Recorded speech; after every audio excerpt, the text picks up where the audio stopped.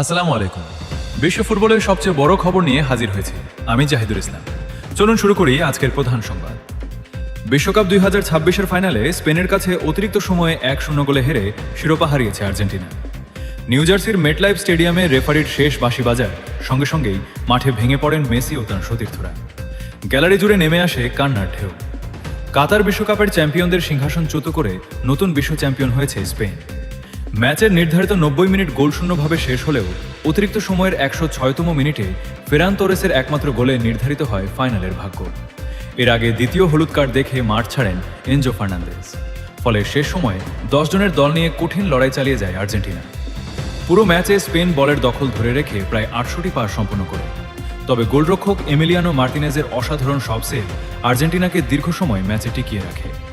শেষ পর্যন্ত তোরেসের গোলেই শেষ হয় আর্জেন্টিনার স্বপ্ন। হারের পরও নিজেদের দলকে শ্রদ্ধা ও ভালোবাসায় ভাসিয়েছে আর্জেন্টিনার সংবাদ মাধ্যম। জনপ্রিয় ক্রীড়া দৈনিক ওলে লিখেছে, আর্জেন্টিনা সর্বস্ব দিয়ে লড়েছে এবং মাথা উঁচু করেই বিদায় নিয়েছে। টিওআইসি স্পোর্টস শিরোনাম করেছে, রেকর্ড সংখ্যক সেভ এবং 800 পাশে মৃত্যু, যেখানে স্পেনের আধিপত্যের পাশাপাশি মার্তিনেজের বীরত্বপূর্ণ পারফরমেন্সের প্রশংসা করা হয়েছে।